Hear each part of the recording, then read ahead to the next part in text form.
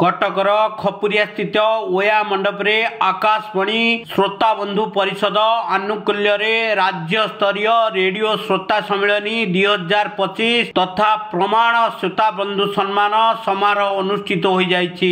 उक्त कार्यक्रम रे सभापतित्व करुथिले शिक्षाविद समाजसेवी साहित्यक तथा विशिष्ट कवि आनुकूल्यर सभापति श्रीयुक्त शशधर पंडा। एही कार्यक्रम को उद्घाटन करथिले Bhubaneswar deputy director doctor Shantanu Kumar Rath. मु आकाशवाणी एवं दूरदर्शन भुवनेश्वर, आकाशवाणी कटक एवं दूरदर्शन भुवनेश्वर ए उभय केन्द्र रे निर्देशक भाव में कार्य करी 2017 मसीहारू अवसर नहीं दीर्घ दिन धरी आकाशवाणी रे काम करथिबा हेतु आकाशवाणी रो बहु श्रोता सहित मोर संपर्क अच्छी आ व्यक्तिगत संपर्क भी अच्छी।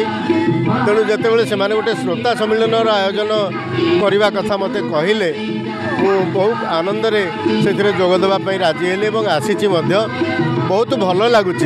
समस्ते कहते जे टेलीविजन समय रेडियो किए शुणुची रेडियोर अवस्था कौन अच्छी से समस्त संदेह को दूरीभूत करी वर्तमान बहुत श्रोता राज्यर विभिन्न स्थान आसिक जमा होती भितर भाव विनिमय होची एवं रेडियो को भल पाइबा आम बहुत करी देखुचु ये से गोटे विश्वास आसूची जे जेते टेलीविजन आसिले जहाँ आसिले रेडियो निश्चित भाव में रहिबो रेडियो को भल पाइबा जे उणा ही नहीं यहाँ तार प्रमाण दौर। आ गोटे बड़ कथा है जे अनेक कहती जे रेडियोर शक्ति कमिगला, रेडियो लोक शुणु ना जदि ताहा होता ताहले आम भारतर माननीय प्रधानमंत्री नरेंद्र मोदी से कहीं रेडियो रे मन की बात कथा कहवाई बाछि थांते से अन्य चैनल भी कहि पारि थांते। तेणु यही सब दृष्टि विचार कले मन होछि जे रेडियो प्रति लोकंकर श्रद्धा अतुट रही एवं रेडियो पुणी थरे तार आहुरी शक्ति नहीं लोक मान पाख फेरिबो।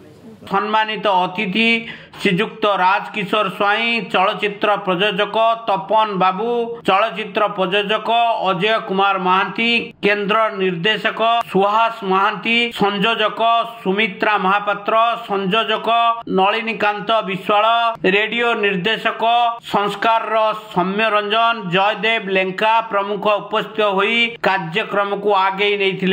एही अवसर रे विभिन्न सांस्कृतिक अनुष्ठान द्वारा सांस्कृतिक कार्यक्रम गीत और नाच परिवेशन हेबा सहित विशिष्ट कलाकार एवं प्रतिष्ठित व्यक्ति मानकु पुरस्कार प्रदान और संबर्धना करा जायतिला।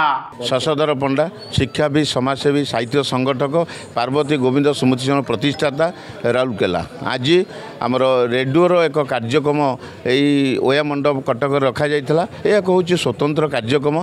एथिरे मुख्य उद्घाटक भाव में थिले doctor Shantanu Kumar Rath, deputy director Bhubaneswar radio centre एवं केंद्र निर्देशक थिले प्रफुल्ल महांती एवं दुई जन प्रयोजक फिल्म प्रयोजक थिले आमर सुमन दत्त आउ जने होचंती आउ जने प्रयोजक थिले एवं जने आरक्षी निर्देशक थिले राजकिशोर स्वाई जने वरिष्ठ साहित्यिक। तांकरी कर कमल रे आज आमर यही रेडियो कार्यक्रम एठा रखा जाइथिला। आमर मुख्य उद्देश्य थिला रेडियो जो भली पुराणा रही ओल्ड इज गोल्ड ताहाकू किमिति आमे कार्यकारी करिवु तारि परे विस्तृत भाव में आलोचना होती। आज एथिरे राज्य सभापति भाव में मते देइचंती भार देइचंती। मु भी शपथ नहीं याकू प्रति जिले में मीटिंग करी किमिति घरे घरे रेडियोर कार्यक्रम पहुँची पारिबो तापई आमे निश्चित करिवु। याकू करिया पई आपण मान मीडिया भाई मानकर जेते प्रचार प्रसार हबो ताले एटा होची प्रत्येक घरे पहुँची पारिबो। आज ये कार्यक्रम सभा कार्य कि संबर्धना एवं किसी सांस्कृतिक कार्यक्रम रखाई एवं आमर ये कार्यक्रम 22 ରୁ 25 रेडियो आसी से भाई प्रतिभा व्यक्ति मानक आम रेडियो प्रदान करूँ। आगक या प्रदान करूँ लक्ष्य रखीचु। प्रति घरे किमिति रेडियो पहुँची पारिबो। हेले निश्चित आजिर समाज रे यात्रा हो टीवी हो जो अश्लील वीडियो सब चली जदि रेडियो ये प्रचार प्रसार अधिक बढ़ीज निश्चित भाव में तार परिमाण कमिज। आम से लक्ष्य कर कार्यक्रम रखीचु। निश्चित भाव में आम जगन्नाथ आशीर्वाद रहिले एथर आम सफल हबु एथर सन्देह ना। जिले में आम जदि यही रेडियो कार्यक्रम रखिबु श्रोता मानू डाकिबु रेडियो माध्यम आम शुणेबू निश्चित भाव में परिवर्तन हम एटा आगक ये कार्यक्रम चालू रखिबु आरंभ हो निश्चित आगू नब। आम संपूर्ण न्यूज ओडिया चैनल को लाइक शेयर एंड सब्सक्राइब करने को जमा भूलिबे।